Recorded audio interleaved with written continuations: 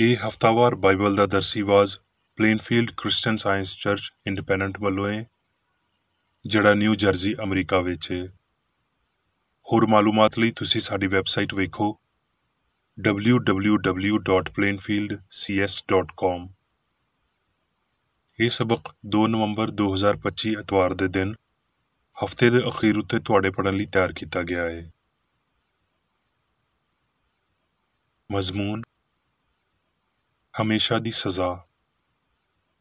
ਸੁਨਹਿਰੀ ਮਤਨ ਯੋਹਨਾ। ਜੇ ਆਪਣੇ ਪਾਪਾਂ ਦਾ ਇਕਰਾਰ ਕਰੀਏ ਤੇ ਉਹ ਸਾਡੇ ਪਾਪਾਂ ਨੂੰ ਮਾਫ਼ ਕਰਨ ਤੇ ਸਾਡੀ ਸਾਰੀ ਨਾਰਾਜ਼ਗੀ ਤੋਂ ਪਾਕ ਕਰਨ ਵਿੱਚ ਸੱਚਾ ਤੇ ਆਦਲ ਹੈ। ਜਵਾਬੀ ਪੜ੍ਹਾਈ ਯਸਾਇਆ, ਜ਼ਬੂਰ, ਯਰਮੀਆ।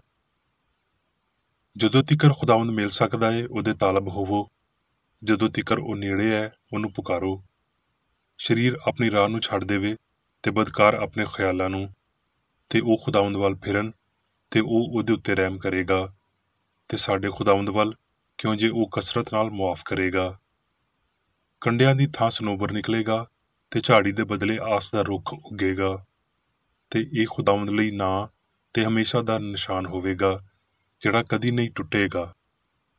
ਖੁਦਾਵੰਦ ਰਹਿਮ ਕਰਨ ਵਾਲਾ ਤੇ ਕਰਮ ਕਰਨ ਵਾਲਾ ਏ, ਗੁੱਸੇ ਵਿੱਚ ਧੀਮਾ ਤੇ ਸ਼ਫਕਤ ਵਿੱਚ ਗਨੀ।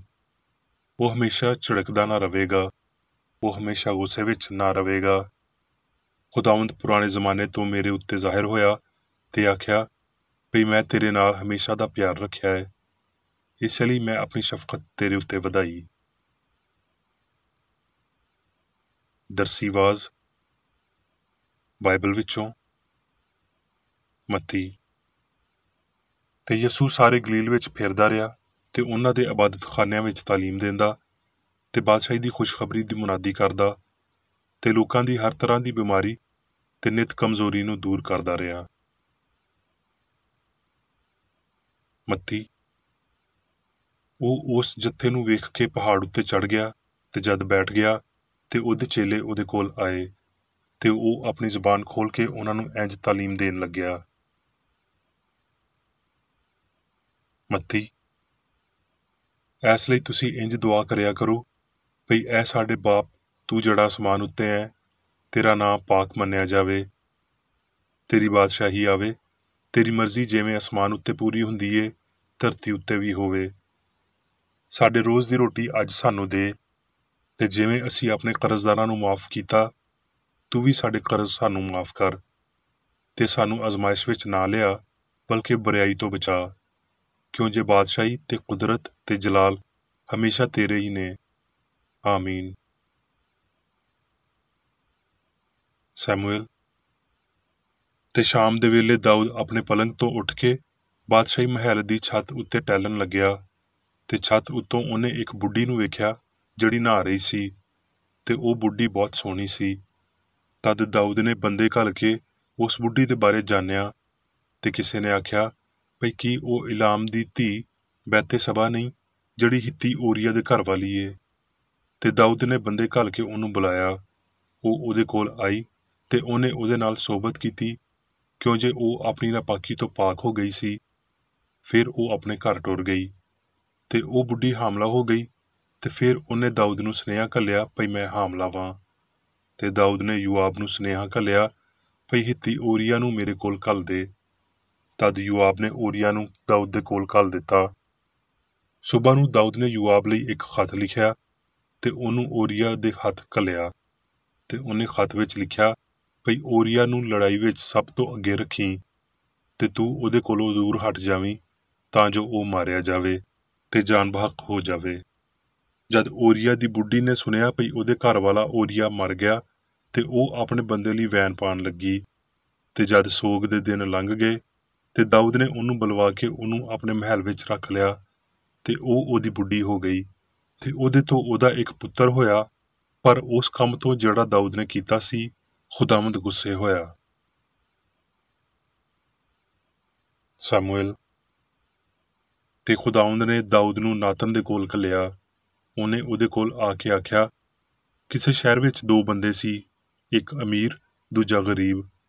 ਉਸ ਅਮੀਰ ਦੇ ਕੋਲ ਬਹੁਤ ਸਾਰੇ ਰੇਵੜ ਤੇ ਗੱਲੇ ਸੀ, ਪਰ ਉਸ ਗਰੀਬ ਦੇ ਕੋਲ ਇੱਕ ਭੇਡ ਦੀ ਪੱਠੀ ਦੇ ਇਲਾਵਾ ਕੁਝ ਨਹੀਂ ਸੀ, ਜਿਹਨੂੰ ਉਹਨੇ ਖਰੀਦ ਕੇ ਪਾਲਿਆ ਸੀ, ਤੇ ਉਹ ਉਹਦੇ ਤੇ ਉਹਦੇ ਬਾਲ ਬੱਚਿਆਂ ਦੇ ਨਾਲ ਵੱਡੀ ਹੋਈ ਸੀ। ਉਹ ਉਹਦੀ ਹੀ ਰੋਟੀ ਵਿੱਚੋਂ ਖਾਂਦੀ ਤੇ ਉਹਦੇ ਪਿਆਲੇ ਵਿੱਚੋਂ ਪੀਂਦੀ ਤੇ ਉਹਦੀ ਝੋਲੀ ਵਿੱਚ ਸੌਂਦੀ ਸੀ ਤੇ ਉਹਦੇ ਲਈ ਧੀ ਵਾਂਗਰ ਸੀ।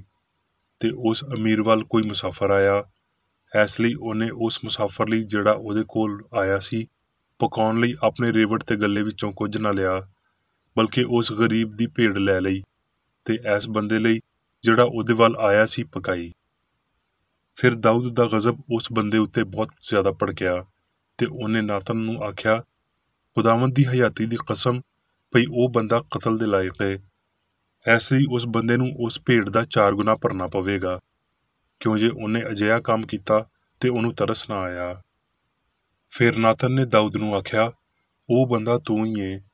ਖੁਦਾਵੰਦ ਇਸਰਾਈਲ ਦਾ ਰੱਬ ਇੰਜ ਆਖਦਾ ਏ ਵੀ ਮੈਂ ਤੈਨੂੰ ਮਸਾ ਕਰਕੇ ਇਸਰਾਈਲ ਦਾ ਬਾਦਸ਼ਾਹ ਬਣਾਇਆ ਤੇ ਮੈਂ ਤੈਨੂੰ ਸਾਊਲ ਦੇ ਹੱਥੋਂ ਛੁਡਾਇਆ। ਫਿਰ ਦਾਊਦ ਨੇ ਨਾਤਨ ਨੂੰ ਆਖਿਆ, ਮੈਂ ਖੁਦਾਵੰਦ ਦਾ ਪਾਪ ਕੀਤਾ। ਨਾਤਨ ਨੇ ਆਖਿਆ, ਖੁਦਾਵੰਦ ਨੇ ਵੀ ਤੇਰਾ ਪਾਪ ਬਖਸ਼ਿਆ, ਤੂੰ ਮਰੇਗਾ ਨਹੀਂ। ਉਹ ਮੁੰਡਾ ਜਿਹੜਾ ਓਰੀਆ ਦੀ ਬੀਵੀ ਦੇ ਦਾਊਦ ਤੋਂ ਪੈਦਾ ਹੋਇਆ ਸੀ, ਬੜਾ ਬਿਮਾਰ ਹੋ ਗਿਆ। ਜਦੋਂ ਦਾਊਦ ਨੇ ਆਪਣੇ ਮੁਲਾਜ਼ਮਾਂ ਨੂੰ ਆਪਸ ਵਿੱਚ ਖੁਸਰ-ਫੁਸਰ ਕਰਦਿਆਂ ਵੇਖਿਆ ਤੇ ਦਾਊਦ ਸਮਝ ਗਿਆ ਭਈ ਮੁੰਡਾ ਮਰ ਗਿਆ। ਉਹਨੇ ਆਖਿਆ ਭਈ ਜਦੋਂ ਤੀਕਰ ਉਹ ਮੁੰਡਾ ਜਿਉਂਦਾ ਸੀ ਮੈਂ ਰੋਜ਼ਾ ਰੱਖਿਆ ਤੇ ਮੈਂ ਰੋਂਦਾ ਰਿਹਾ, ਕਿਉਂ ਜੇ ਮੈਂ ਸੋਚਿਆ ਕੀ ਪਤਾ ਖੁਦਾਵੰਦ ਨੂੰ ਮੇਰੇ ਉੱਤੇ ਤਰਸ ਆ ਜਾਵੇ ਭਈ ਉਹ ਮੁੰਡਾ ਜਿਉਂਦਾ ਰਵੇ।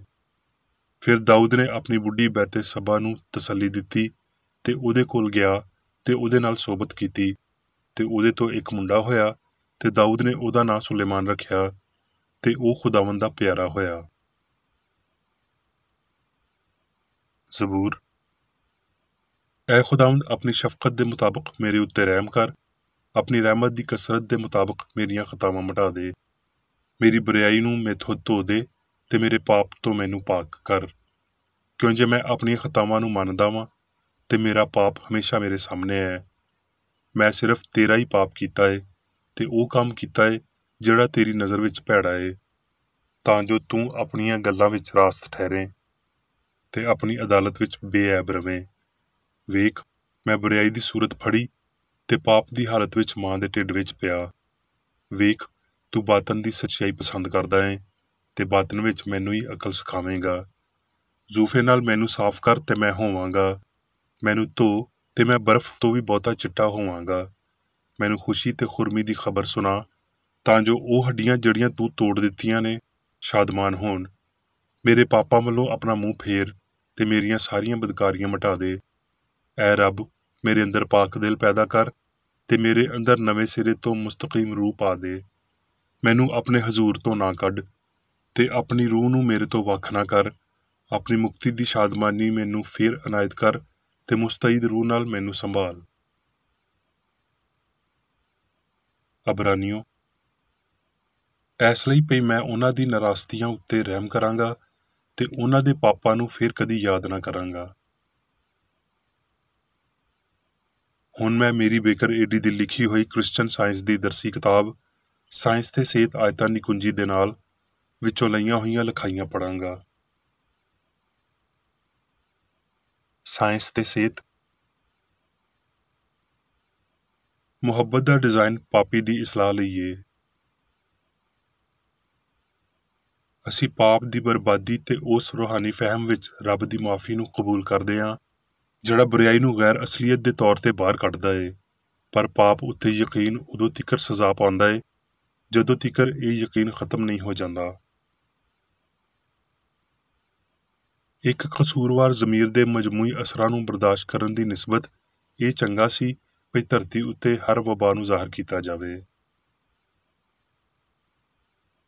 ਜੇ ਕਿਸੇ ਮੁਆਫ ਕੀਤੀ ਹੋਈ ਇਨਸਾਨੀ ਸਿਆਣ ਵਿੱਚੋਂ ਬਦੀ ਮੁੱਕ ਗਈ ਏ, ਹਾਲਾਂਕਿ ਇਹਦੇ ਅਸਰ ਹੱਲੇ ਵੀ ਉਸ ਬੰਦੇ ਉੱਤੇ ਹੋਣਗੇ ਤੇ ਤੁਸੀਂ ਇਸ ਬੇਤਰਤੀਬੀ ਨੂੰ ਮੁਕਾ ਸਕਦੇ ਹੋ ਜਿਵੇਂ ਰੱਬ ਦੀ ਸ਼ਰੀਅਤ ਪੂਰੀ ਹੋ ਜਾਂਦੀ ਏ ਤੇ ਇਸਲਾਹ ਜੁਰਮ ਨੂੰ ਮੁਕਾ ਦਿੰਦੀ ਏ। ਸਿਹਤਮੰਦ ਪਾਪੀ ਸਖਤ ਤਰੀਨ ਪਾਪੀ ਹੁੰਦਾ ਏ। ਤੌਬਾ ਤੇ ਦੁੱਖਾਂ ਦਾ ਹਰ ਅਹਿਸਾਸ, ਇਸਲਾਹ ਦੀ ਹਰ ਕੋਸ਼ਿਸ਼, ਹਰ ਚੰਗੀ ਸੋਚ ਤੇ ਕੰਮ ਪਾਪ ਲਈ ਯਿਸੂ ਦੇ ਕਫਾਰੇ ਨੂੰ ਸਮਝਣ ਵਿੱਚ ਮਦਦ ਕਰਨਗੇ ਤੇ ਇਹਦੀ ਇਫਾਦੀਅਤ ਵਿੱਚ ਵੀ ਮਦਦ ਕਰਨਗੇ। ਪਰ ਜੇ ਪਾਪੀ ਪਾਪ ਕਰਨਾ ਤੇ ਤੌਬਾ ਕਰਨਾ, ਪਾਪ ਕਰਨਾ ਤੇ ਮਾਫ਼ੀ ਮੰਗਣਾ ਜਾਰੀ ਰੱਖਦਾ ਏ, ਤੇ ਕਫਾਰੇ ਵਿੱਚ ਰੱਬ ਦੇ ਨਾਲ ਏਕਾ ਕਰਨ ਵਿੱਚ ਉਹਦਾ ਬਹੁਤ ਘੱਟ ਹਿੱਸਾ ਹੋਵੇਗਾ, ਕਿਉਂ ਜੇ ਉਹਦੇ ਵਿੱਚ ਅਮਲੀ ਤੌਬਾ ਦਾ ਘਾਟਾ ਏ, ਜਿਹੜੀ ਦਿਲ ਦੀ ਇਸਲਾਹ ਕਰਦੀ ਤੇ ਇਨਸਾਨ ਨੂੰ ਹਿਕਮਤ ਦੀ ਮਰਜ਼ੀ ਨੂੰ ਪੂਰਾ ਕਰਨ ਦੇ ਕਾਬਲ ਬਣਾਉਂਦੀ ਏ। ਉਹ ਜਿਹੜੇ ਘੱਟੋ ਘੱਟ ਕਿਸੇ ਹੱਦ ਤੀਕਰ ਸਾਡੇ ਮਾਲਕ ਦੀਆਂ ਤਾਲੀਮਾਂ ਤੇ ਅਮਲ ਦੇ ਇਲਾਹੀ ਅਸੂਲ ਦਾ ਇਜ਼ਹਾਰ ਨਹੀਂ ਕਰ ਸਕਦੇ, ਉਹਨਾਂ ਦੀ ਰੱਬ ਵਿੱਚ ਕੋਈ ਸ਼ਰਾਕਤ ਨਹੀਂ, ਭਾਵੇਂ ਰੱਬ ਭਲਾ ਏ। ਜੇ ਅਸੀਂ ਉਹਦੇ ਨਾਲ ਫਰਮਾਬਰਦਾਰੀ ਵਿੱਚ ਹਯਾਤੀ ਗੁਜ਼ਾਰੀਏ ਤੇ ਸਾਨੂੰ ਕੋਈ ਜ਼ਮਾਨਤ ਮਹਿਸੂਸ ਨਹੀਂ ਕਰਨੀ ਚਾਹੀਦੀ।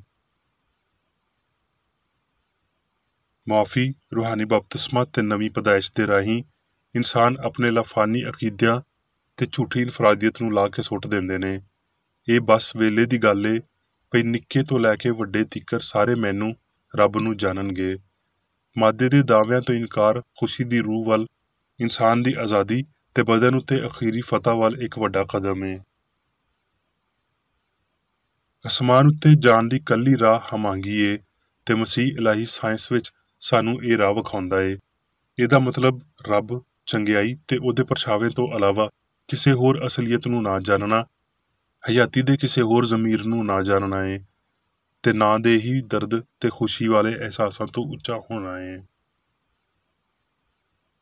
ਖੁਦਪਰਸਤੀ ਇੱਕ ਮਜ਼ਬੂਤ ਜਿਸਮ ਤੋਂ ਬਹੁਤੀ ਗੈਰ ਸ਼ਫਾਫ ਏ।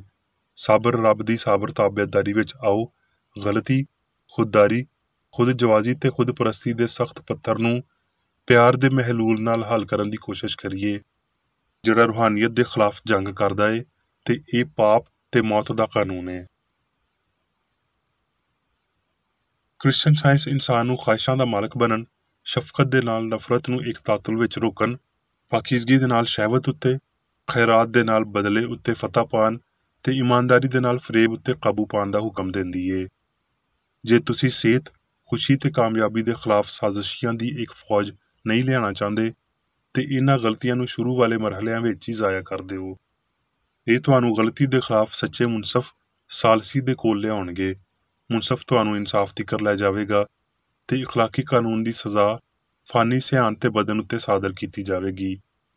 ਉਦੋਂ ਤੀਕਰ ਦੋਵਾਂ ਨੂੰ ਹੱਥਕੜੀ ਲਾ ਦਿੱਤੀ ਜਾਵੇਗੀ, ਜਦੋਂ ਤੀਕਰ ਦੂਜੀ ਅਦਾਇਗੀ ਨਹੀਂ ਹੋਵੇਗੀ, ਜਦੋਂ ਤੀਕਰ ਰੱਬ ਦੇ ਨਾਲ ਤੁਹਾਡਾ ਅਕਾਊਂਟ ਬਰਾਬਰ ਨਹੀਂ ਹੋਵੇਗਾ। ਬੰਦਾ ਜੋ ਕੁਝ ਬੀਜਦਾ ਏ, ਉਹ ਹੀ ਵੱਢੇਗਾ। ਨੇਕ ਇਨਸਾਨ ਅਖੀਰੀ ਪਾਪ ਉੱਤੇ ਫਤਹ ਪਾਵੇਗਾ। ਇਹ ਪਾਪ ਦੀ ਲੋੜ ਏ, ਭਈ ਇਹ ਆਪਣੇ ਆਪ ਨੂੰ ਬਰਬਾਦ ਕਰੇ। ਲਾਫਾਨੀ ਇਨਸਾਨ ਰੱਬ, ਚੰਗਿਆਈ ਦੀ ਹੁਕਮਰਾਨੀ ਜ਼ਾਹਰ ਕਰਦਾ ਏ, ਜਿਹਦੇ ਮੁਕਾਬਲੇ ਪਾਪ ਵਿੱਚ ਕੋਈ ਤਾਕਤ ਨਹੀਂ ਏ।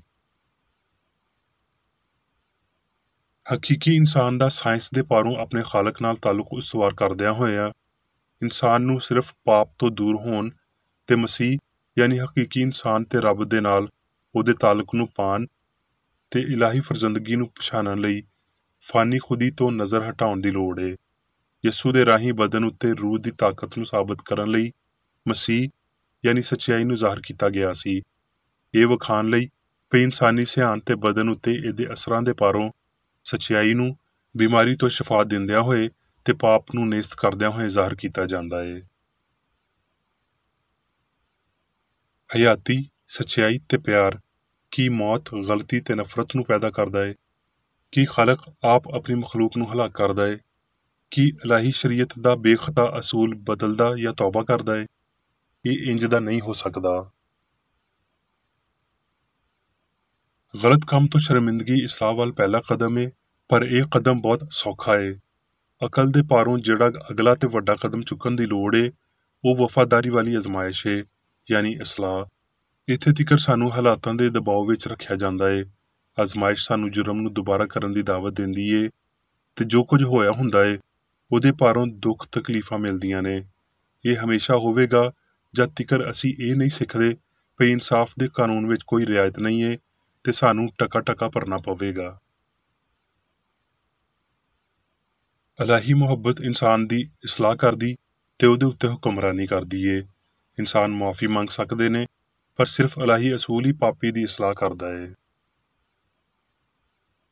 ਪਾਪ ਦੇ ਪਾਰੋਂ ਤਕਲੀਫਾਂ ਦਾ ਵਸੀਲਾ ਬਣਨਾ ਪਾਪ ਨੂੰ ਤਬਾਹ ਕਰਨ ਦੇ ਰਾਹੀਂ ਏ।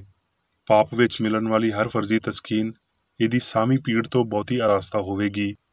ਜਦੋਂ ਤੀਕਰ ਪਈ ਮਾਦੀ ਹਯਾਤੀ ਤੇ ਪਾਪ ਉੱਤੇ ਯਕੀਨ ਨੂੰ ਤਬਾਹ ਨਹੀਂ ਕਰ ਦਿੱਤਾ ਜਾਂਦਾ। ਅਸਮਾਨ ਯਾਨੀ ਹਸਤੀ ਦੀ ਹਮਾਂਗੀ ਉੱਤੇ ਅਪੜਨ ਲਈ ਸਾਨੂੰ ਇਲਾਹੀ ਅਸੂਲ ਦੀ ਹਸਤੀ ਨੂੰ ਸਮਝਣਾ ਪਵੇਗਾ। ਰੱਬ ਪਿਆਰ ਏ, ਇਹਦੇ ਤੋਂ ਬਹੁਤਾ ਅਸੀਂ ਮੰਗ ਨਹੀਂ ਸਕਦੇ, ਇਹਦੇ ਤੋਂ ਉੱਚਾ ਅਸੀਂ ਵੇਖ ਨਹੀਂ ਸਕਦੇ ਤੇ ਇਹਦੇ ਤੋਂ ਅੱਗੇ ਅਸੀਂ ਜਾ ਨਹੀਂ ਸਕਦੇ। ਇਹ ਫਰਜ਼ ਕਰਨਾ ਭਈ ਜਿਵੇਂ ਰੱਬ ਦਾ ਰਹਿਮ ਮਤਲੂਬ ਜਾਂ ਗੈਰ ਮਤਲੂਬ ਹੁੰਦਾ ਏ, ਉਹਦੇ ਮੁਤਾਬਕ ਹੀ ਰੱਬ ਪਾਪ ਨੂੰ ਮਾਫ ਕਰਦਾ ਜਾਂ ਸਜ਼ਾ ਦਿੰਦਾ ਏ। ਇਹ ਪਿਆਰ ਦੀ ਗਲਤ ਸਮਝ ਏ ਤੇ ਇਹ ਆਪਣੇ ਗਲਤ ਅਮਲਾਂ ਲਈ ਦੁਆ ਨੂੰ ਹਿਫਾਜ਼ਤੀ ਦਰ ਬਣਾਉਣ ਦੇ ਬਰਾਬਰ ਏ। ਆਮ ਇਨਸਾਫ ਵਿੱਚ ਸਾਨੂੰ ਇਹ ਮੰਨਣਾ ਚਾਹੀਦਾ ਏ ਭਈ ਰੱਬ ਇਨਸਾਨ ਨੂੰ ਉਹਦੇ ਲਈ ਸਜ਼ਾ ਨਹੀਂ ਦੇਵੇਗਾ ਜਿਹੜਾ ਕਰਨ ਦੇ ਕਾਬਲ ਰੱਬ ਨੇ ਇਨਸਾਨ ਨੂੰ ਪੈਦਾ ਕੀਤਾ ਸੀ ਤੇ ਉਹ ਸ਼ੁਰੂ ਤੋਂ ਜਾਣਦਾ ਸੀ ਭਈ ਇਨਸਾਨ ਇਹ ਕਰੇਗਾ। ਰੱਬ ਦੀਆਂ ਅੱਖੀਆਂ ਅਜਿਹੀਆਂ ਪਾਕ ਨੇ ਭਈ ਉਹ ਬਦੀ ਨੂੰ ਨਹੀਂ ਵੇਖ ਸਕਦੀਆਂ। ਐ ਸਾਡੇ ਮਾਦਰ ਪਿਦਰ ਪਿਓ, ਕਾਦਰ ਹਮਆਹੰਗ, ਸਤਾਇਸ਼ ਦੇ ਕਾਬਲ, ਤੇਰੀ ਬਾਦਸ਼ਾਹੀ ਆ ਗਈ ਏ, ਤੂੰ ਅਜ਼ਲੀ ਏ। ਜਿਵੇਂ ਅਸਮਾਨ ਉੱਤੇ ਹੈ, ਧਰਤੀ ਉੱਤੇ ਵੀ ਸਾਨੂੰ ਇਹ ਜਾਣਨ ਦੇ ਕਾਬਲ ਬਣਾ ਭਈ ਰੱਬ ਕਾਦਰ ਮੁਤਲਕ ਆਲਾ ਏ। ਹੁਣ ਮੈਂ ਮੇਰੀ ਬੇਕਰ ਏਡੀ ਵੱਲੋਂ ਚਰਚ ਮੈਨੂਅਲ ਵਿੱਚ ਦਿੱਤੇ ਹੋਏ ਰੋਜ਼ਾਨਾ ਦੇ 3 ਫਰਜ਼ ਪੜਾਂਗਾ। ਰੋਜ਼ਾਨਾ ਦੀ ਦੁਆ। ਇਸ ਚਰਚ ਦੇ ਹਰ ਰੁਕਨ ਦਾ ਇਹ ਫਰਜ਼ ਏ ਭਈ ਉਹ ਹਰ ਰੋਜ਼ ਇਹ ਦੁਆ ਕਰੇ, ਤੇਰੀ ਬਾਦਸ਼ਾਹੀ ਆਵੇ, ਇਲਾਹੀ ਸੱਚਾਈ, ਹਯਾਤੀ ਤੇ ਪਿਆਰ ਦੀ ਸਲਤਨਤ ਮੇਰੇ ਅੰਦਰ ਕਾਇਮ ਹੋਵੇ ਤੇ ਸਾਰੇ ਪਾਪ ਮੈਥੋਂ ਨਿਕਲ ਜਾਣ ਤੇ ਤੇਰਾ ਕਲਾਮ ਸਾਰੇ ਇਨਸਾਨਾਂ ਦੇ ਪਿਆਰ ਨੂੰ ਵਧਾਵੇ ਤੇ ਉਹਨਾਂ ਉੱਤੇ ਹਕੂਮਤ ਕਰੇ। ਮਕਸਦਾਂ ਤੇ ਕੰਮਾਂ ਦਾ ਇੱਕ ਅਸੂਲ। ਨਾ ਕੋਈ ਮੁਖਾਲਫਤ ਤੇ ਨਾ ਕੋਈ ਜ਼ਾਤੀ ਤਾਲੁਕ ਮਾਦਰੀ ਚਰਚ ਦੇ ਕਿਸੇ ਰੁਕਨ ਦੇ ਮਕਸਦਾਂ ਜਾਂ ਕੰਮਾਂ ਉੱਤੇ ਅਸਰ ਕਰਨੇ ਚਾਹੀਦੇ। ਸਾਇੰਸ ਵਿੱਚ ਬਸ ਇਲਾਹੀ ਪਿਆਰ ਹੀ ਹਕੂਮਤ ਕਰਦਾ ਏ ਤੇ ਇੱਕ ਮਸੀਹੀ ਸਾਇੰਸਦਾਨ ਪਾਪ ਨੂੰ ਰੱਦ ਕਰਦਿਆਂ ਹੋਏ ਸੁੱਚੀ ਭਰਾਬੰਦੀ, ਖੈਰਾਤ ਪਸੰਦੀ ਤੇ ਮਾਫੀ ਨਾਲ ਪਿਆਰ ਦੀਆਂ ਮਿੱਠੀਆਂ ਸਚਾਈਆਂ ਦਾ ਪਰਛਾਵਾਂ ਬਣਦਾ ਏ। ਇਸ ਚਰਚ ਦੇ ਸਾਰੇ ਰੁਕਨਾਂ ਨੂੰ ਸਾਰੇ ਪਾਪਾਂ ਤੋਂ, ਗਲਤ ਤਰ੍ਹਾਂ ਦੀਆਂ ਪੇਸ਼ਨਗੋਈਆਂ, ਮੁਨਸਫੀਆਂ, ਮੁਜ਼ਮਤਾਂ, ਸਲਾਵਾਂ, ਗਲਤ ਅਸਰਾਂ ਨੂੰ ਲੈਣ ਤੇ ਗਲਤ ਅਸਰ ਦੇਣ ਤੋਂ ਆਜ਼ਾਦ ਰਹਿਣ ਲਈ ਹਰ ਰੋਜ਼ ਖਿਆਲ ਰੱਖਣਾ ਚਾਹੀਦਾ ਏ ਤੇ ਦੁਆ ਕਰਨੀ ਚਾਹੀਦੀ ਏ। ਫਰਜ਼ ਲਈ ਚੁਸਤੀ। ਇਸ ਚਰਚ ਦੇ ਹਰ ਰੁਕਨ ਦਾ ਇਹ ਫਰਜ਼ ਏ ਭਈ ਉਹ ਹਰ ਰੋਜ਼ ਜਾਰਹਾਨਾ ਜ਼ਹਿਨੀ ਸਲਾਮਾਂ ਦੇ ਖਿਲਾਫ ਆਪਣੇ ਆਪ ਨੂੰ ਤਿਆਰ ਰੱਖੇ ਤੇ ਰੱਬ, ਆਪਣੇ ਕਾਇਦ ਤੇ ਇਨਸਾਨਾਂ ਲਈ ਆਪਣੇ ਫਰਜ਼ਾਂ ਨੂੰ ਨਾ ਕਦੀ ਭੁੱਲੇ ਤੇ ਨਾ ਕਦੀ ਨਜ਼ਰਅੰਦਾਜ਼ ਕਰੇ। ਉਹਦੇ ਕੰਮਾਂ ਦੇ ਰਾਹੀਂ ਉਹਦਾ ਇਨਸਾਫ ਹੋਵੇਗਾ, ਉਹ ਬੇਕਸੂਰ ਜਾਂ ਕਸੂਰਵਾਰ ਹੋਵੇਗਾ।